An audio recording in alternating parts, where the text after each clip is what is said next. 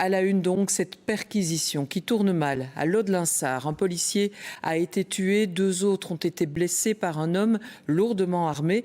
Dès l'arrivée de la police à 7 h du matin, cet homme s'était retranché dans son habitation avant de tirer. On va partir sur place avec Sofia Kotsoglou, Denis Silva Poveda et Frédéric Florizone. Sur cette photo, les unités spéciales de la police fédérale sont mobilisées en masse. La police, lourdement armée, débarque tôt ce matin pour perquisitionner cette habitation de Laux-de-Linsart. L'homme visé par la perquisition se retranche chez lui et ouvre le feu sur les policiers.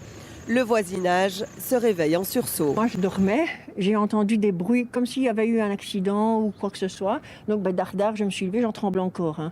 Je me suis levée, j'ai vu l'attroupement là, je me dis, mais c'est quoi ce bazar? Et 6 h du matin, j'entends des bruits, des cris, mais vraiment étouffés, comme si ça se passait dans une maison, mais je ne savais pas dire laquelle que c'était. Mais alors, après, j'ai vu cette voiture en travers de la route et l'unité spéciale accroupie avec son arme. Il est à genoux, avec son arme qui pointe de ce côté-là. Il est avec un casque et de machin comme ça, tout habillé. Il est à genoux, il est appuyé sur la voiture et il visait quoi. Dans les échanges de tirs, plusieurs policiers sont blessés. L'un d'eux perd la vie, un deuxième grièvement blessé dans un état critique. Est également touché un troisième policier, mais ses jours ne sont pas en danger. L'assaillant est finalement neutralisé. Grièvement blessé, il est transporté à l'hôpital avant de succomber à ses blessures. Oui, alors comprendre ce qui s'est passé, c'est évidemment la priorité. Les enquêteurs sont d'ailleurs toujours sur place, Sofia Kotsoglou, pour récolter évidemment un maximum d'informations. Oui, c'est un va-et-vient incessant depuis ce matin. Ambulances, véhicules de police, enquêteurs, membres de la justice vont et viennent ici dans le quartier où a eu lieu cette perquisition qui a viré au drame avec le décès d'au moins un policier. Le parquet de Charleroi et les experts sont également ici sur les lieux. Alors prélèvement, analyse balistique, recueillement de preuves. Les experts sont en train de recueillir toute une série d'éléments pour effectuer de devoirs d'enquête. Vous le voyez, le périmètre, le quartier, la maison où se trouve le suspect est bouclé et le quartier restera encore bouclé une bonne partie de l'après-midi. Voilà pour ces précisions en direct de Laux-de-Linsart. Merci beaucoup. Et puis un policier qui perd la vie, cela provoque évidemment une vive émotion dans la région, mais au-delà de cette région aussi. Les autorités ont tenu une conférence de presse ce midi. Maïté Warlan, la ministre de l'Intérieur, le ministre de la Justice étaient présents. Mais quelle était la tonalité de ces interventions ? Eh bien, ils ont expliqué le déroulé de cette matinée. À 6 h 30, les unités spéciales arrivent rue de l'Étang à Laux-de-Linsart pour cette perquisition demandée par un juge d'instruction.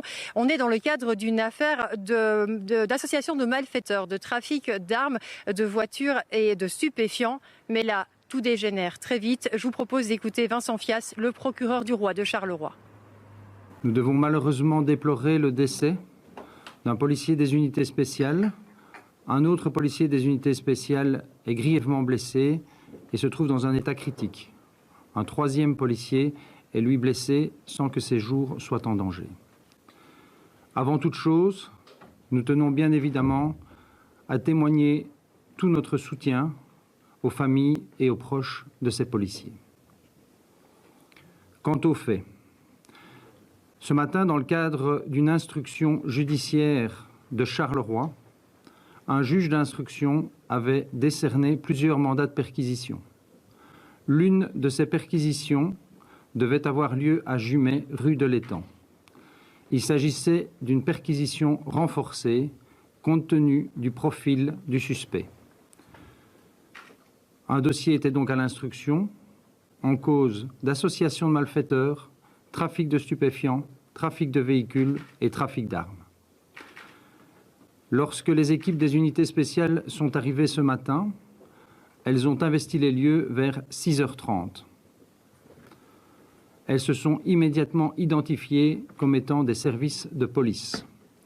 Elles ont tout d'abord eu un premier contact avec une dame dans cette maison et quasi immédiatement, par la suite, on fait face à une personne qui, derrière une porte, a sorti sa main armée et a tiré à plusieurs reprises. Il a quasiment vidé son chargeur sur les policiers qui intervenaient. Plusieurs policiers, comme je vous l'ai dit, ont été touchés et l'équipe a, dans un premier temps, pris les premières mesures pour évacuer les policiers blessés, l'individu restant retranché derrière cette porte. Ils ont fait appel à des renforts et lorsque les renforts sont arrivés sur place, ils ont pu investir les lieux, passer derrière cette porte et se rendre compte que le suspect s'y trouvait blessé. Il a été transféré à l'hôpital et est actuellement décédé. Voilà, vous l'avez entendu, il y a un policier qui est donc décédé, il avait 36 ans, son collègue de 33 ans se bat encore contre la mort en ce moment même à l'hôpital et un troisième policier a aussi été blessé. Ils venaient tous de l'unité des forces spéciales de Liège. Le choc dans la police est évidemment immense, c'est un jour noir, a indiqué le commissaire général de la police fédérale, Eric Snook. On l'écoute. C'est un jour noir pour la police belge. Un jour noir également pour la police fédérale et plus particulièrement pour nos unités spéciales. Ils ont quitté leur famille avec la volonté, comme tous les jours, de faire leur travail correctement au service de dossiers judiciaires, mais plus largement au service de la population. Et aujourd'hui, un d'entre nous ne reviendra pas chez lui, un autre est occupé à lutter activement contre la mort, et un troisième collègue souffre de blessures. Nos pensées vont, bien entendu, en tout premier lieu, à ses collègues. Nos pensées vont aux familles aussi, qui maintenant, depuis quelques heures, ont dû apprendre pour certains le pire, pour d'autres des nouvelles qui ne sont pas rassurantes.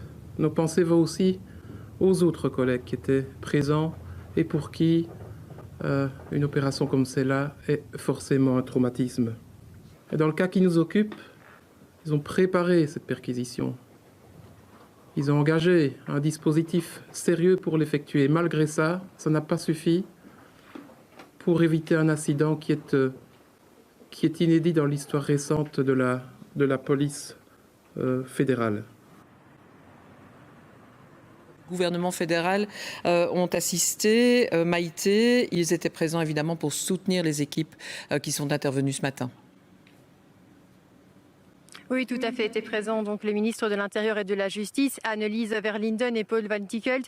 Ils ont assuré, vous l'avez dit, le soutien du gouvernement fédéral vers les forces de police. Je vous propose aussi de les écouter.